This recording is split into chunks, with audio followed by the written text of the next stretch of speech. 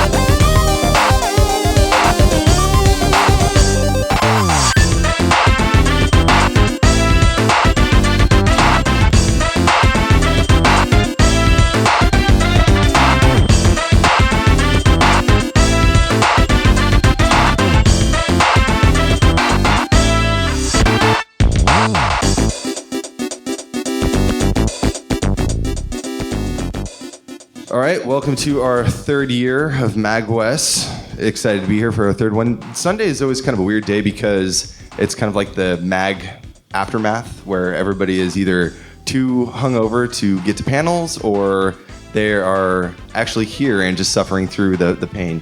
So thank you for everybody that showed up today. Awesome.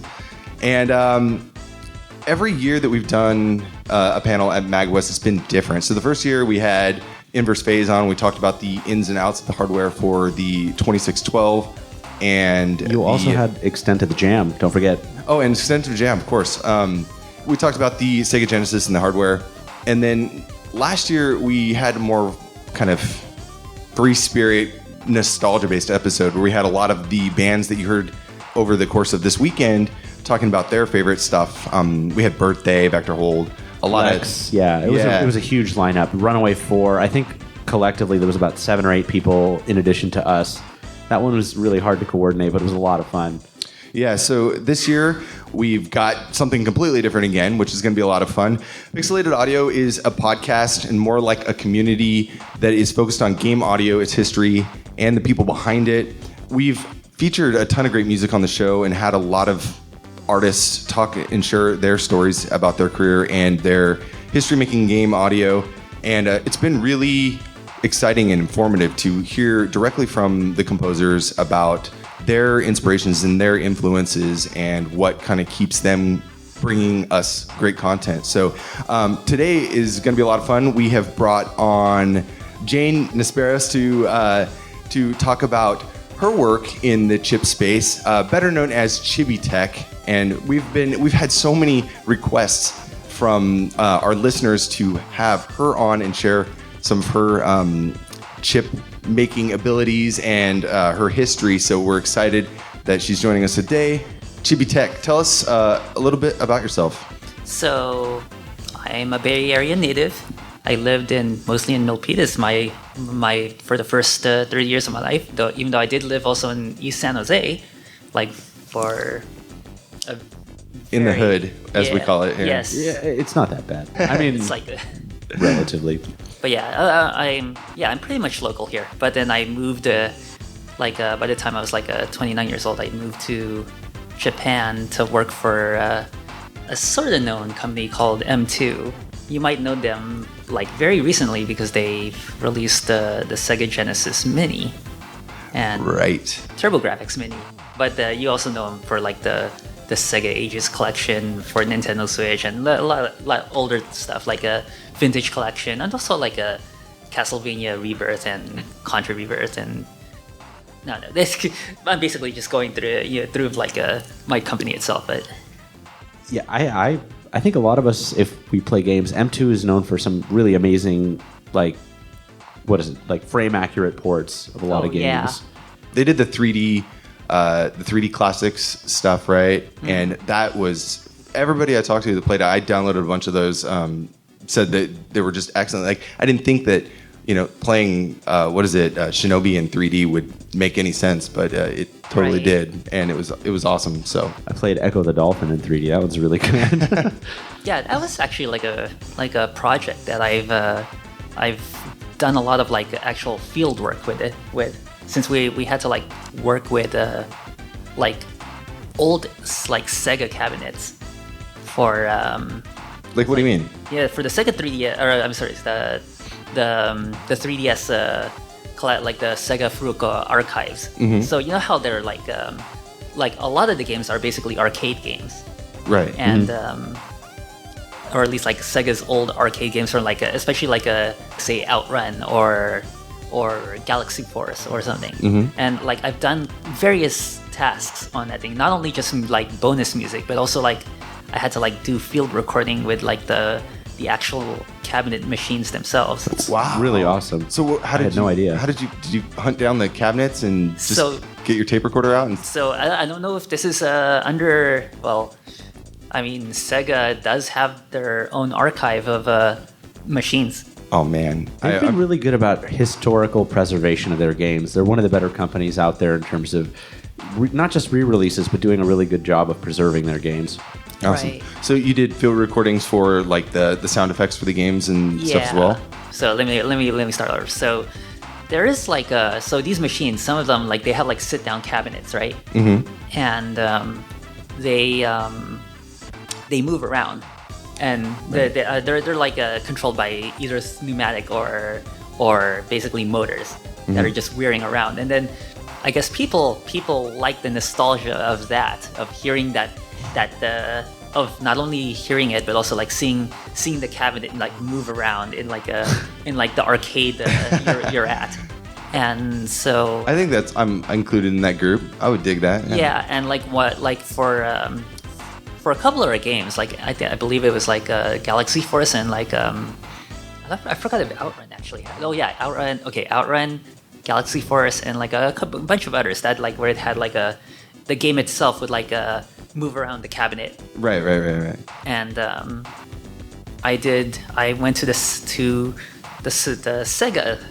Sega factory somewhere in the middle of Japan and that I can't talk about, but it's somewhere in there. And then I ended up like having access to all their hardware archives. Oh my god, that's got to be a dream. Like, I would definitely spend a lot of hours there yeah. if I wasn't working. Okay, so you recorded or you captured audio from those arcades and used them in the re-release stuff. Yeah, basically I would just take like I would mic up a couple of like the key points of like where the motors, for instance, and then I would record those as the like we were actually like trying to play the game, but like with all its functions. Right. And just record like the various motors, and how distinctive they are and stuff. So does that play during Yes. while you're playing the game? You can actually hear those sounds. Yeah, and not only that, but since if you're in like the 3D mode on the 3DS, basically we have like a display mode where it shows an actual cabinet. Oh, right. Yeah. And then it's like you're actually, I mean, it's obviously it's in a portable, but so it's not really a total authentic experience, but it's like kind of like a similar facsimile of what you would expect in like an actual, if you were like sitting down on the actual Sega arcade cabinet. See, that's like dedication to recreation. I was going to say, I can't think of many companies that would go through that much effort. They're like, no, here's a really good game. Right. Just have that. Yeah. So that was 3D OutRun? Yeah, so 3D OutRun, I believe 3D OutRun had that, and also well, don't quote me on that though. But like I definitely Galaxy Force 2, and actually wait a minute, I might actually have a list here of like what I have. Let me check it real quick. Well, while you're checking on that, we have a track from the menu music of 3D OutRun for Nintendo 3DS. You guys want to listen to that real quick? Yes. Yeah, let's do it.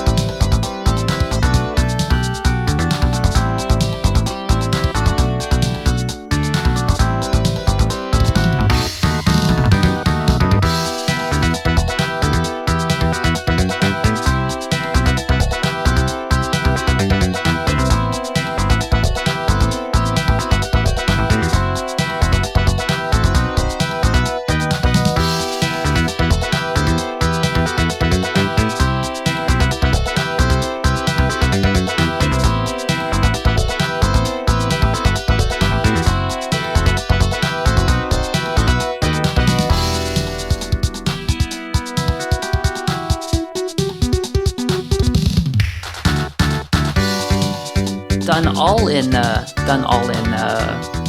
the original driver of the game itself. Oh wow! So this is Yeah. all what YM2151? Is this 20? Yeah, 2151 plus like Sega's own PCM. No, that's right. That's right. Yeah. Well, it sounded accurate, so I was going to ask, how do you actually? I mean, do you use their old drivers, or how are you writing the music for it?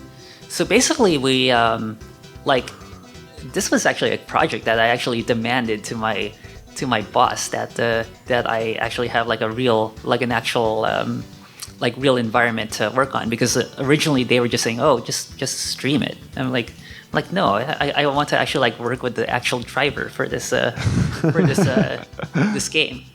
And so basically we had to like reverse we had like a very talented or a very resourceful like sound engineer, like, or at least like sound programmer, who basically reversed engineered like Sega's old code for like, or like the binaries for like for OutRun, and basically because they use like some sort of like some sort of like limited driver. Okay. And we basically just took that same driver, complete with its own flaws and stuff, and like made custom music for it. Oh wow. Yeah, and that was one of the tracks. Oh no kidding. So how did you actually compose this track? So it was a combination of using Cubase to like basically do the note data and stuff, and then we had to like run it through a converter that like basically puts it out as like like an understandable like format for the old driver, and then So we basically just transplant it. Was it just MIDI data then? So it's a mix of MIDI data, but also there's like mostly MIDI data, and you had to like customize it in a way that that was specific for the driver, for the sound driver itself. So there's definitely a lot of like control commands and stuff. How long did it take you to do that for this game? Oh, so Because that seems like a lot of work. Okay, so the actual setup for that took quite a bit, because I had to like figure it out myself, and because I was like given only like a very rudimentary like documentation of the actual driver, and man, that thing was so limited. By the way, It sounds like you're getting the authentic audio driver development experience from back in the Right, day. yeah, Just written on the back of a napkin. yeah, it was like there was like no volume control at all. Everything had to be like just a constant velocity the entire time, and Oh man. and no pitch bend or any of that, but other than that, you just basically have like 8 channels of FM synthesis plus I believe it was 8 channels of PCM, which was mostly just drums. Oh yeah. Okay. Yeah. Excellent. So from your career, so you got a job working at AM2, and you were putting out stuff for. There was a bunch of menu music too, but you did some recreations of other tracks as well for some of the re-releases, right? Yeah. Okay. Were you at Were you at M2 the entire time, or was it kind of jumping around, going to different companies? Or So I like before, for my entire time I was in Japan, I do work for M2, and I continue to do so today. And but I am kind of like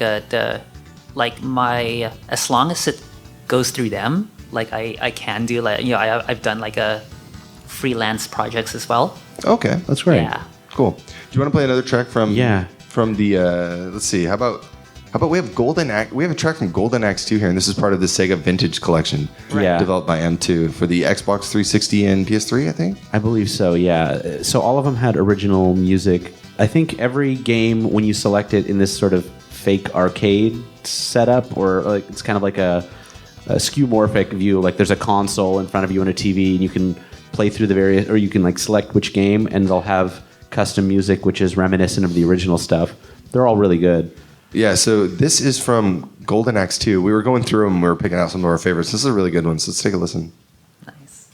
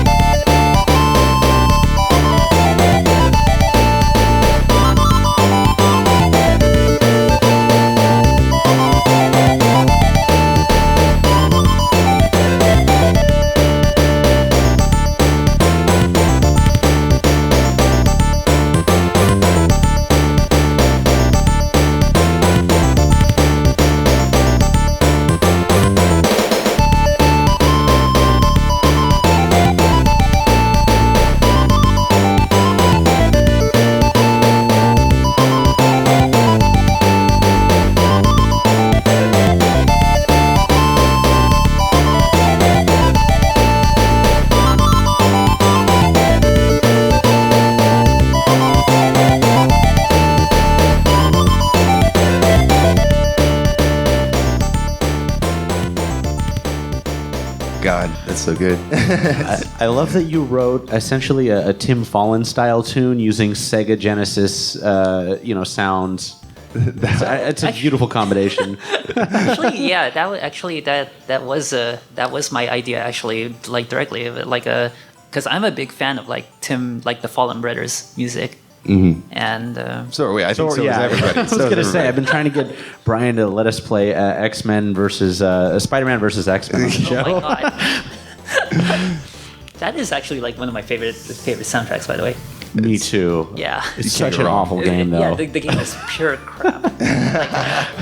Like all of Tim Fallon's games, they're all pretty He had a horrible. few, like the Ghosts and Goblins games are pretty Yeah, good. All right, give you that.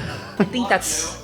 Yeah, I mean, I guess that's why, like, since, even though he's like a super talented like musician, he kind of got jaded from game music in general, just because, had he had like much more decent Successful games. Yeah, to work with, maybe he would have been like a little bit more, more Apt to happy. continuing or something. Yeah.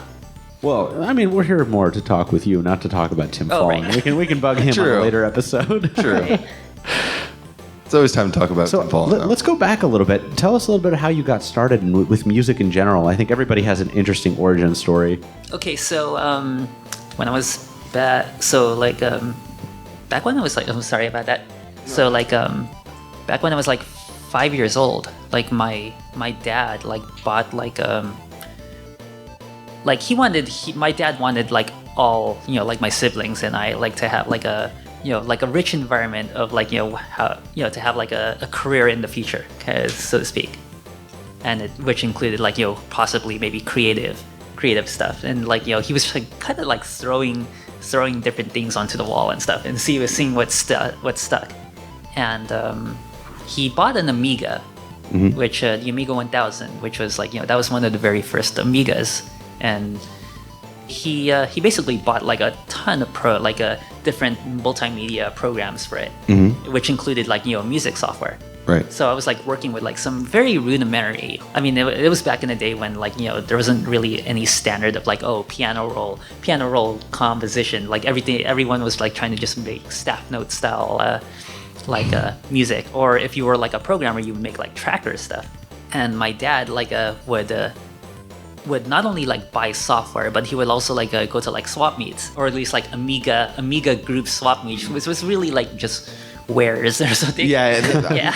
Me and my dad went to those when I was a kid too. Yeah, I totally so get it. Right. I didn't go to those, but I was the beneficiary of many of those. I got like cases of floppy disks. Oh yeah. Yeah, and so he one of those discs happened to have like a copy of Soundtracker, like Soundtracker version 2.5 to be more exact. Wow. Yeah, and definitely not the first version of Soundtracker, but like one of the hacked ones.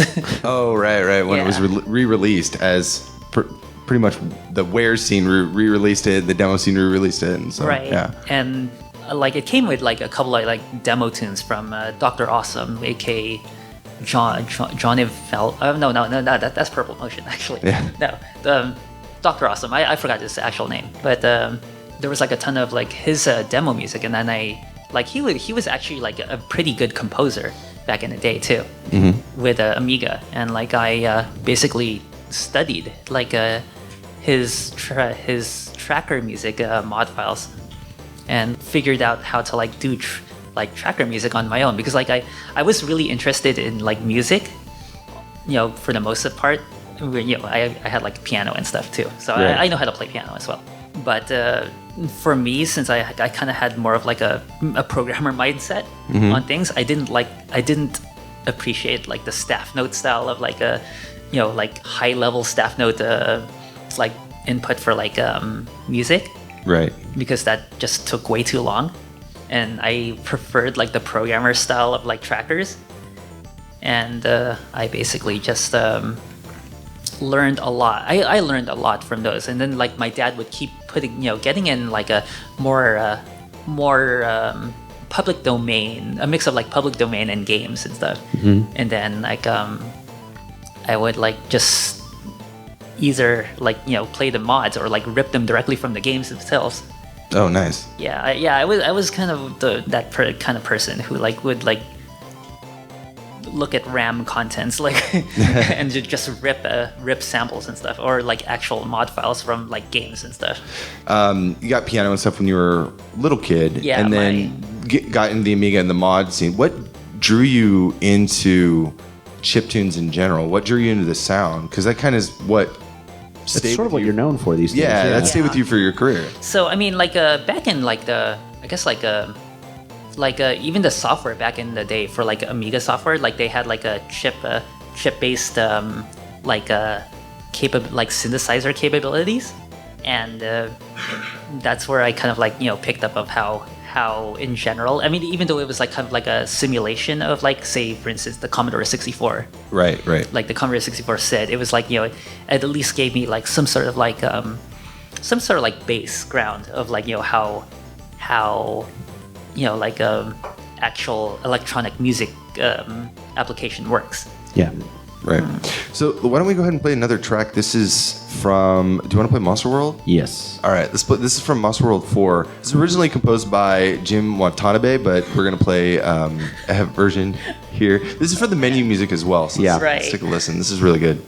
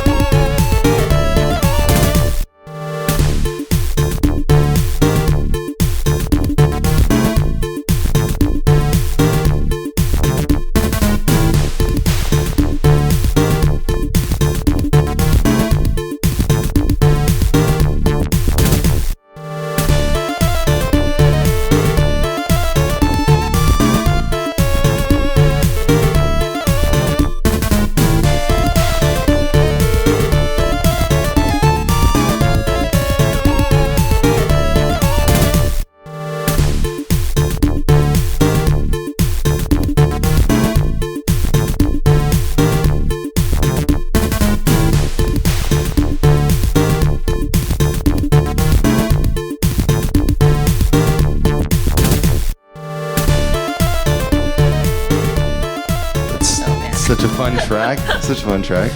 That was from the Sega Vintage Collection again. That was Monster World 4, and that was the menu music, right? Yeah.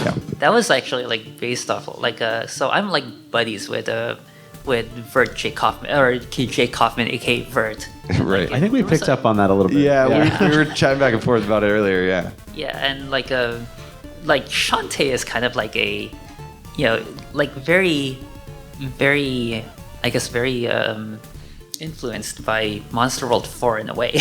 Oh, really? Well, I mean, I wouldn't know for sure, but like definitely like there's kind of like the similarities, because like they both are like kind of in like a fantasy setting, where in like Arabic style fantasy settings. Right.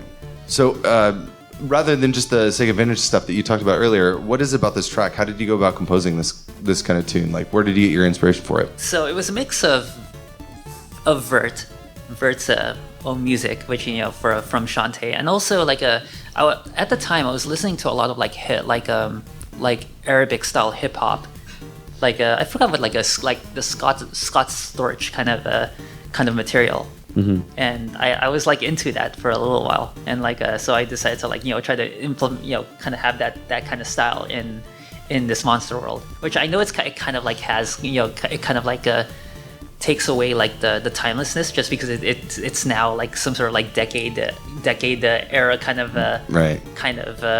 thing, but like that was just basically an influence from that time. So one of the things that's come up sort of pretty commonly in this interview is you work very often in the trackers directly, or I know you mentioned before we started the show you work in Cubase. Yeah. So why is it that you still enjoy that process so much, even though there are easier digital audio workstations? What is it about the DAWs that draws you in? Basically, I just like working like in a lower level kind of like a programming environment, I guess. Right, and you brought you have some NES tracks you can show us. Talk Sure. about your progress. I do have some. Here, you want to plug in? Let's get you that Yeah. cable. I might as well play the track or one of the tracks that I oh, sorry. Yeah, go for it. Take your time. So, guys see on the so for those of you, this is FamiTracker. If you're fans of NES chiptunes, a lot of them are written in this application because each of these channels corresponds to one of the channels. So it's almost like as if you were writing it for the NES, just a little bit easier. Yeah. 20, 30 years out now. And you can do it on your laptop. Yeah. Yeah. And if you export it in certain ways, I think you can actually play it directly on an NES. That's right. Yeah. I think you can put it on a reroutable cartridge and. Let me make this a little bit more legible for you guys. Very popular in the indie game community for that exact reason. And I think Jay Kaufman used FamiTracker entirely for Shovel Knight. Yeah. Yeah. So this is like one of my newer tracks that I've been doing. This is kind of like a yet unreleased. Okay. But I'm willing to play it for now. Like this is like a Awesome. like feature basy kind of stuff. Sweet. Yeah, this I'll play a little bit of it.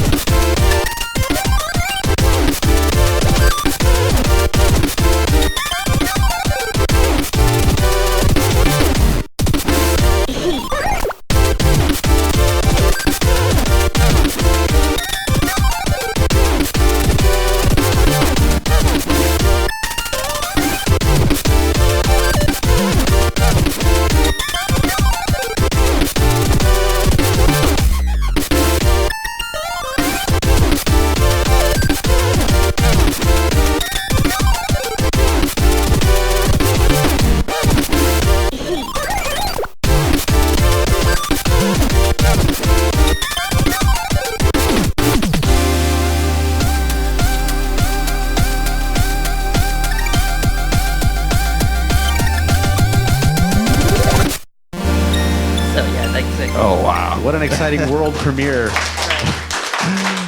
No, you did play this. You did play this at your set last night, right? Yeah, I did. Yeah, That was one of them. That was pretty incredible. That was awesome. So yeah, tell us about this. So like, I guess I could like talk about like the technical stuff in it. Like, That'd be great. like a lot of people before Moe Moe Kyunstep, before that track, when I first started, starting becoming like really popular in the chiptune scene, always noted how I always did like the vocal stuff on like the little voice samples that come in. not Or just like vocal effect, so it sounds like a singing voice. Oh, right, yeah.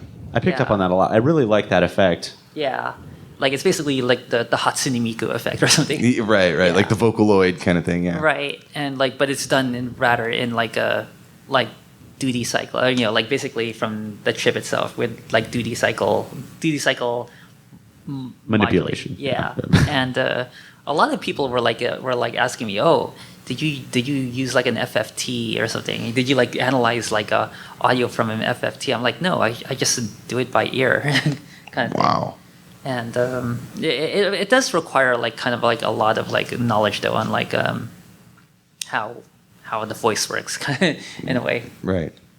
Can you show us like an audio sample of just that track, or just that area, or just that track, that channel? Yeah, let's see.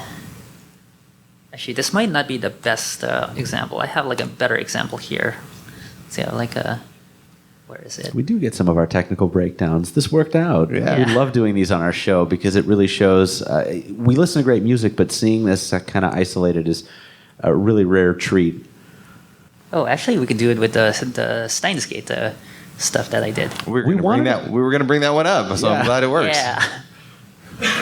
Let's see. I do have. So while you're looking at that, Steins Gate was re-released on the Switch. The what was it? The like special edition was released on Switch. Anyways, I played through it. I loved it. It came with a download code for the 8-bit version of. So it was like a demake of Steins Gate, which is really awesome. Looks complete like it's running through an NES. And one of our Gina's favorite composers did the audio for Steins Gate, Takashi Abo. The 8-bit demake was all done by Chibi-tech, right? Yes, that's correct. Awesome.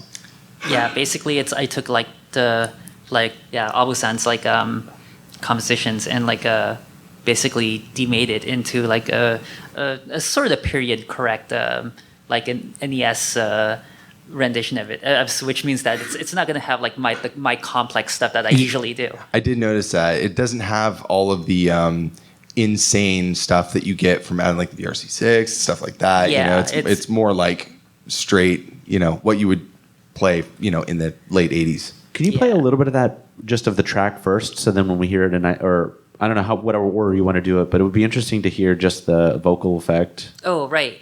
And Yes. then hear sort of in context. Let's see.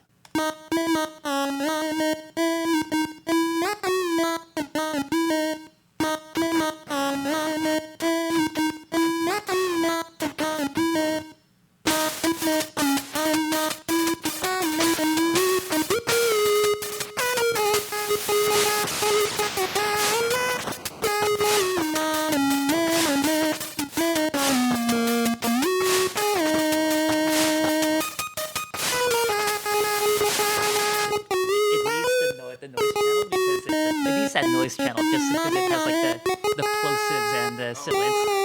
Yeah.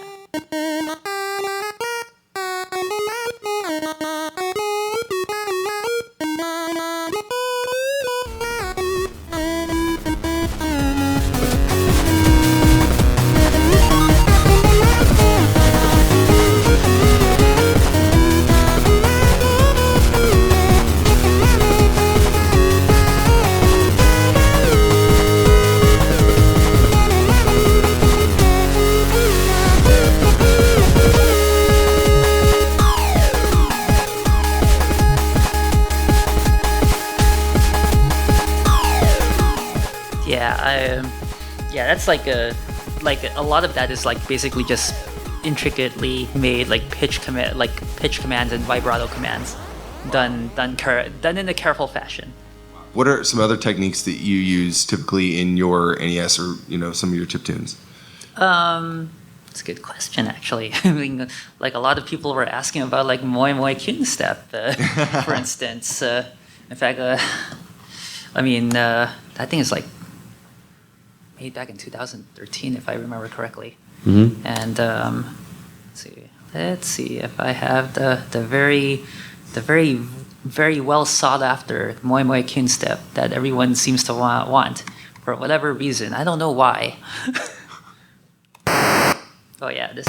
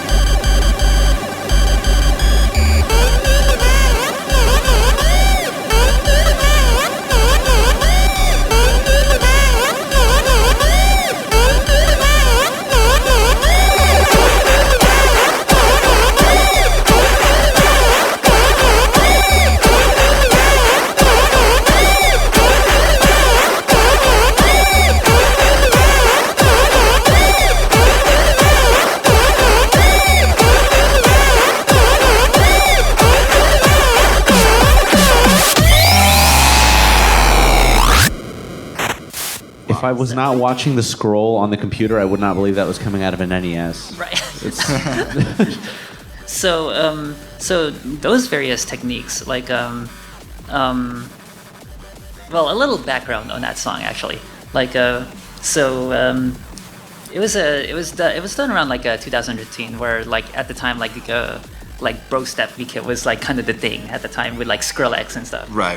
And I said to my boyfriend, I bet I can make this in an NES. And he basically said like, no, you shouldn't even try. I mean, it's like, even if you use like the DPCM channel or something, it's going to sound like crap, and like, you know, like muffled crap. And I mean, it's not even worth it. You know, you shouldn't even try. And you know, just work on some other dance music instead. Right. And I was like, I kind of got a little like slighted from that. So I decided to say, well, you know, I'll show you how this works, kind of thing. And so that's how Moe Moe Kyunstep was born, was because I had this mini quarrel with my boyfriend. There's nothing like being told you can't do something as a challenge, as a motivator. Yeah. Yeah, I definitely showed him actually. Like, he was like, "Whoa, I didn't know you could do it with that kind of technique." Which, you know, there is various techniques. I was like I kind of like picked up from like actual like how audio theory works in general. You know, like for instance, how does modulation work? And right. A lot of it, like, so the people always ask, how do you do those dubstep wubs, or for instance, and basically all that is just fooling around with like a little background in this, like the NES, like typical NES music only runs in like it would typically run within the scan rate of right. of whatever game you were playing. So typically 60 hertz. So, and basically it's gated with, you know, every change on the registers for the sound for the NES audio is like just based off that slice of 60 hertz, and it's like it's a good enough resolution for most stuff. But, you know, especially for like, you know, if you're just taking advantage of like the chips, like the sound chips basic features, but you're only limited to 60 hertz basically. And I decided that like FamiTracker itself, which is like, you know, it's you can already tell it's a NES tracker, and that has the option of like setting arbitrary timer settings, kind of like similar to like how Commodore 64 actually, it's like SID files on Commodore 64 had a timer value on the header, for instance, so you could get like 2x speed, SID files or something. Yeah. And so you could set the arbitrary value for that, and with that in mind, I put basically like the rate of that to like a very high rate, but it was also like timed to appropriately timed to like the bass, the fundamental note, like the fundamental key of like the song itself. That way it would make things easier for me. And wow. I would basically make a lot of like volume based like macro, like loop the volume based, like either volume or pitch based like modulations on that was like just looping, you know, had like very short loops. Okay. And what that would do is that it would like create these, you know, it would basically modulate with the fundamental frequency of the actual playback speed itself. And that's how you actually get like, you know, like weird burpy stuff like this. So I mean, you could kind of hear that there's like in addition to like that tone, you hear like kind of like the fundamental.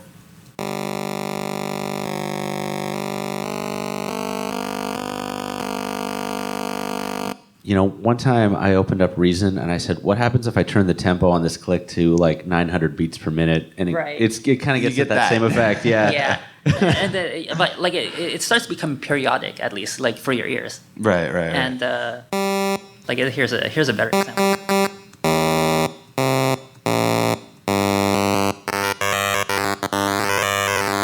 I'm writing these notes down furiously. Yeah. So. Awesome. So we actually, in the interest of time, because we are sorry. getting close. No.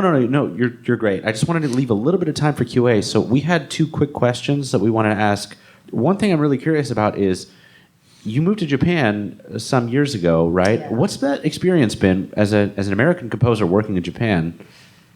It's very interesting. Like, at first, I was expecting kind of like a like the work environment is clearly different a little bit in Japan, and like I was expecting it to be, you know, kind of like I had to like just wear like a suit or something, but I ended up not having to use that. Like it's like I found that like most game companies in Japan are kind of like casual about that, for instance. But otherwise, though, like most of them are like open office, and it could drive me crazy. It drove me nuts. Brian had to wear a suit for a few years. There, so, yes. Yeah, but yeah, like I mean, it was kind of a culture shock to me a little. I mean, so I've visited Japan like previously before I started working, but like at the same time, I didn't really have like I wasn't expecting to go to Japan actually for work.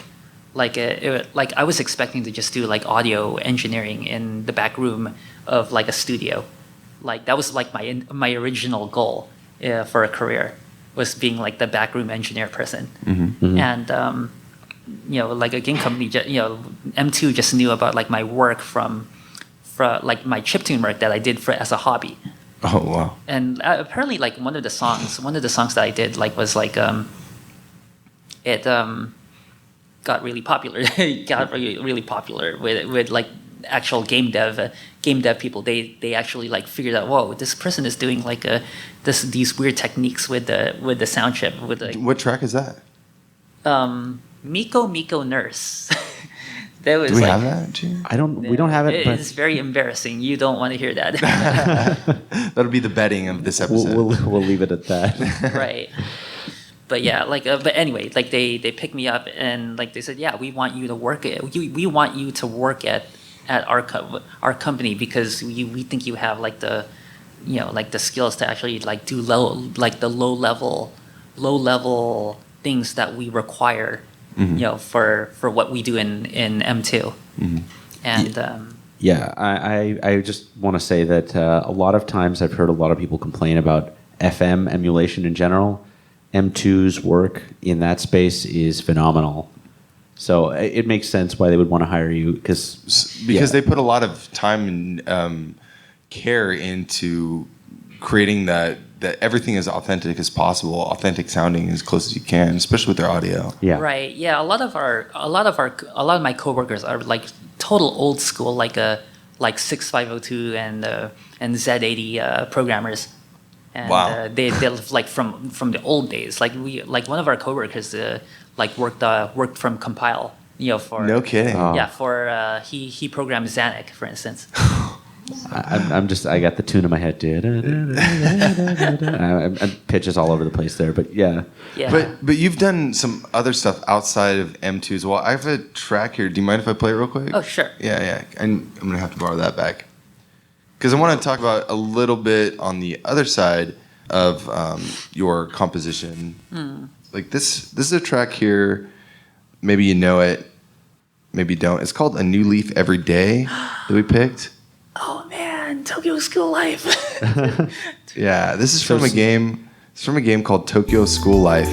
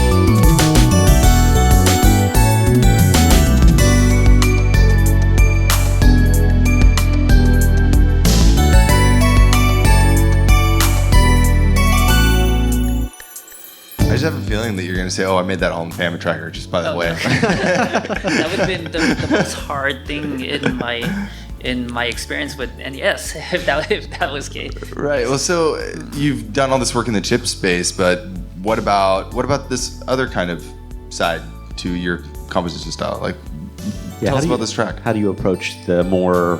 Yeah. So I used to listen to, like, back when I was like, before I moved to Japan, I used to like listen to like a lot of like basically stuff either from the radio or from like my parents' collection of like Filipino music, especially, and stuff.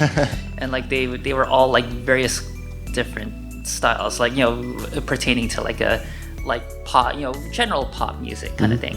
And like I picked up I just enjoyed those music back in the day with like playing them from tape and stuff. Right. And a lot, like for that track, for instance, that was like heavily based upon like a Filipino OPM music, even though this is supposed to be like a Japanese. Yeah, right. Right. Oh, that's awesome. So, before we get into the Q&A and stuff, I have a few more tracks that I just want to like touch on real quick, just for quick questions. Yeah. There's a track we have here. This is from Psyvariar, the mix. It's called Nth Driven Mix. Man, that one. Yeah. Asteroid, right? That's Yeah.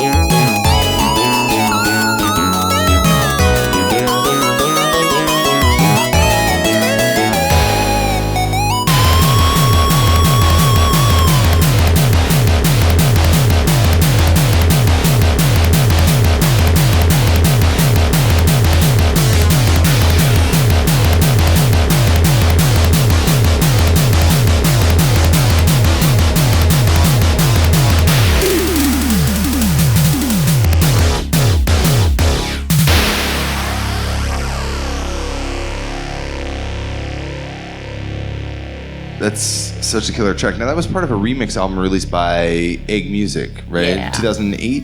Yeah, that was before I moved to Japan, actually. Oh, really? Yeah. So how did you get involved in that? So my friend I have a friend named Hallie. Yeah. Haruhisa Tanaka-san, and he was like back in the day before we had like Reddit and all that stuff. He was like basically the person. He was Mr. Chiptune. Yeah, he was basically Mr. Chiptune. And he ran a website called VORC, like VGM or Chiptune, and it was basically the go-to site for like chiptune news, and he also due to him being popular in that realm, he ended up asking a bunch of artists that he covered, from his work, and one of them was me. He wanted me to contribute a track, amongst a bunch of Japanese famous video game musicians in Japan. Right. And I just happened to be one of two foreigners who happened to be on there. Yeah. Awesome. We have one more track. Gene, did you want to play ToeJam and Earl real quick? I mean, yes, but it's so good. I mean, just a second of it. This is pretty good. This is again from the Sega Vintage Collection. I might turn the volume up. I was going to say, if we don't have time, but I do. We have time. Oh my god.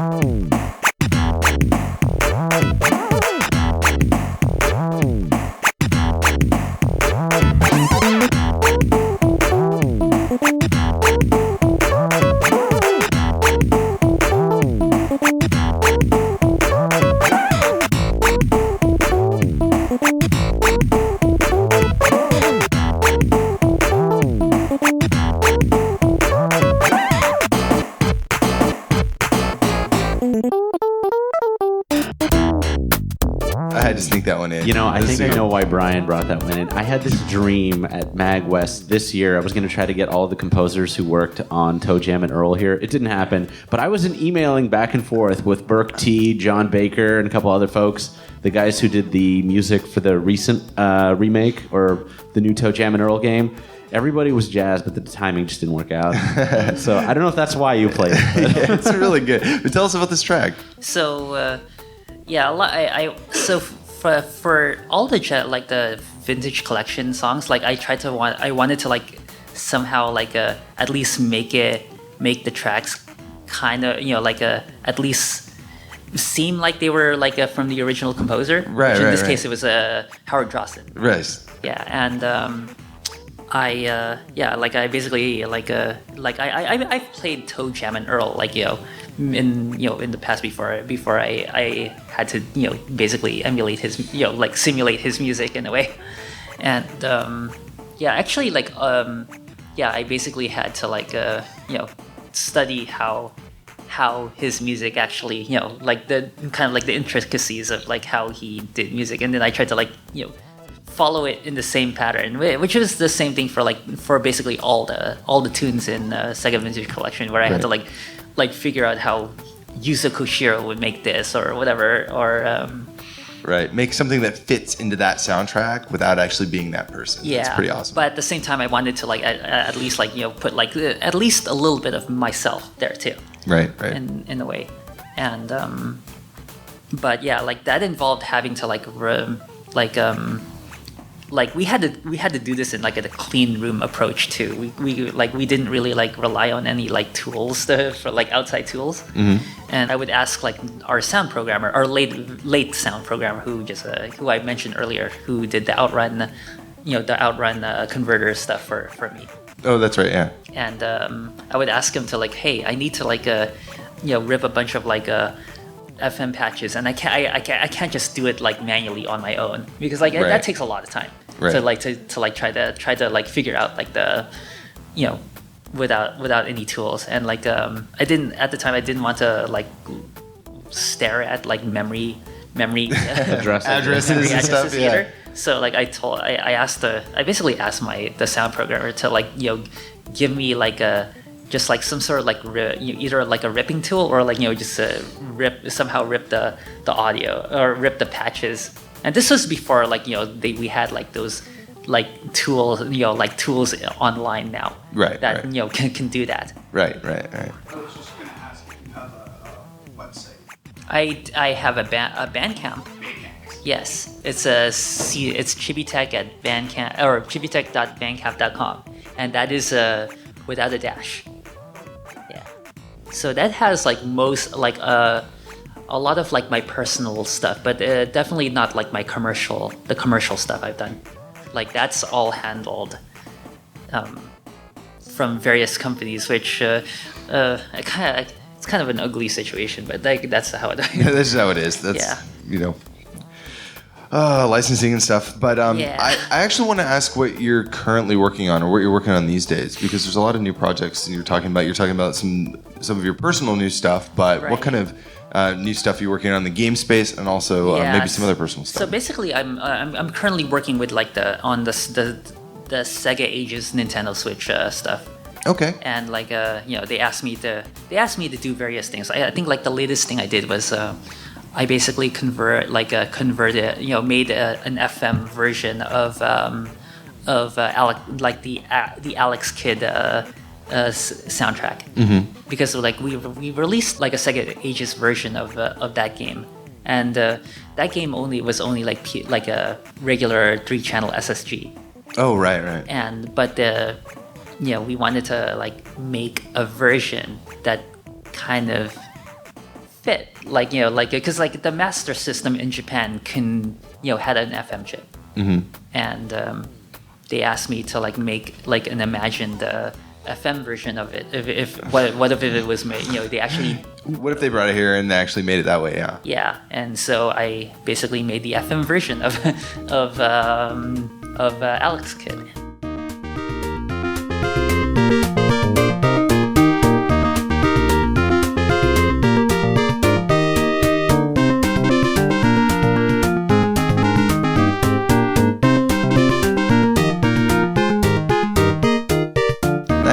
That was my latest project with the M2. Cool. Yeah.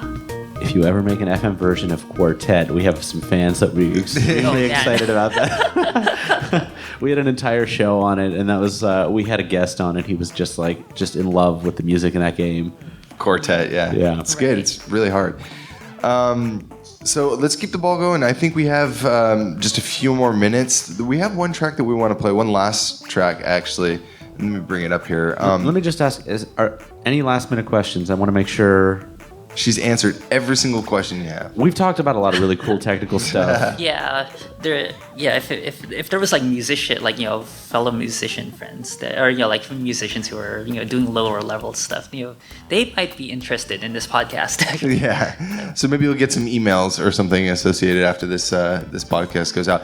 But there is also some T-shirts that you're selling right outside. Yes, right, that's like correct. right in front of the jam space or the main stage, and some CDs as well, right? That's correct. So you guys can go over there.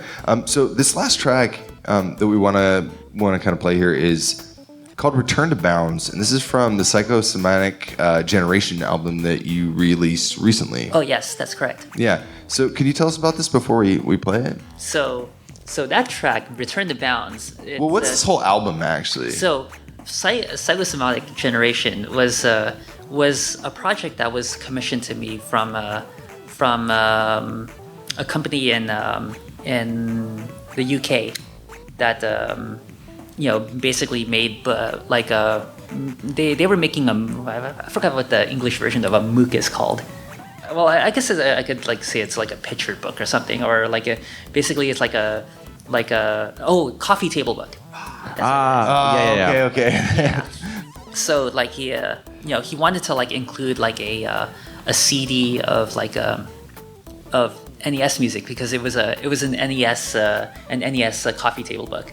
I see. Okay. And that was the NES collection, right? Yeah. yeah. They did one on, I think, like Bitmap Brothers art too. Those same, or they did a lot of stuff about Amiga art and things. Right. Yeah, and they wanted me to make like because like it was actually a project that was referred to me by Chipsil actually. Oh, no kidding. Yeah, Chipsil was responsible for me for landing that gig. Oh, wow. So for that one, like I wanted to like make, since it's like a compilation of like basically it's a coffee table book of like showing like different like visuals of like old NES and Famicom games. I didn't want to like just make I wanted to make definitely original music of but I didn't want to like just make it in my own style or like with my own like techniques like Moe Moe Kyunstep or anything like that. And I wanted it to like be representative of that book. What if there was like a soundtrack to this book that chronicled those old games? I definitely they can't just put like copyrighted music of those things in that book. Yeah, not like we put copyrighted music in our shows. Nope.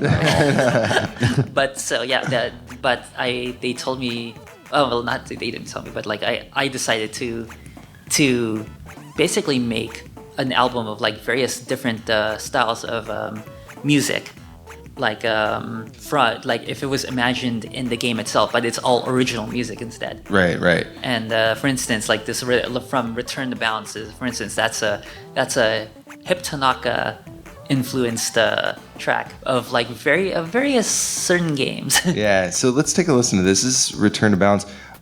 I think you guys are gonna like it. Yeah. Yeah, this is like if it was imagined from Nintendo themselves.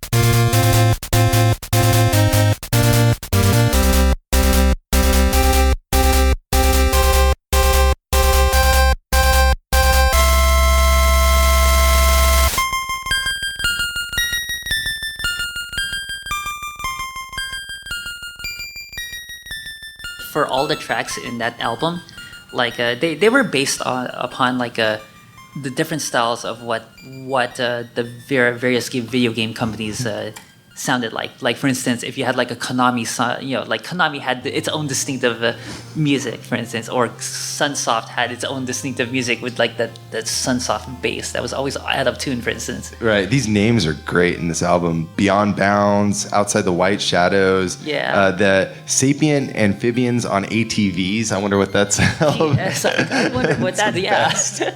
Yeah, all the titles are kind of like either puns or spoofs on like the game companies themselves. And it's like for instance, there's like a very obscure one of like Tim Fallen there, like the Tim Fallen inspired. Oh, which one was that, Gene? I can't remember the name of the track. It's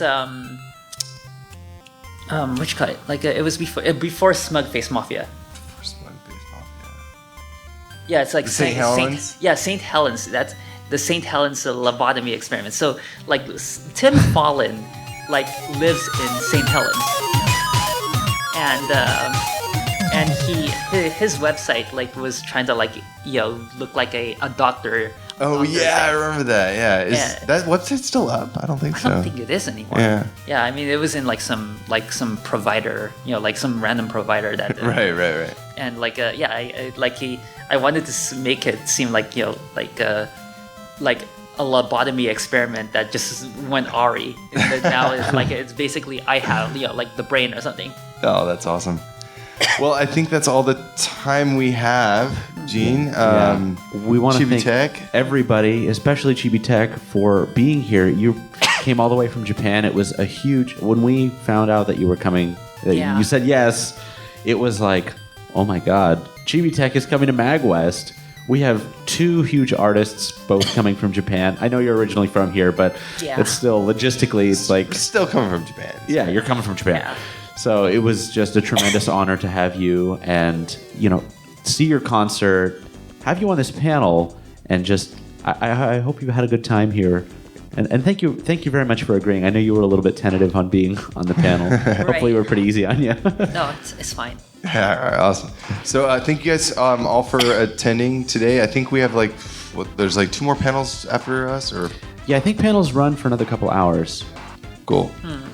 All right, and thank you guys very much, and enjoy the rest of MAGWest. Thank you.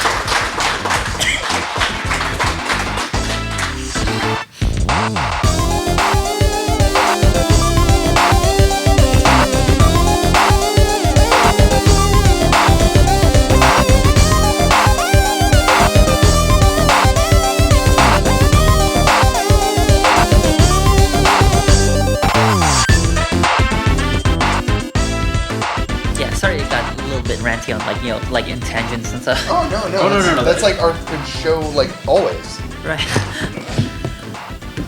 If that didn't happen, I would be surprised. We just did a 2-hour show on a Japanese adventure game.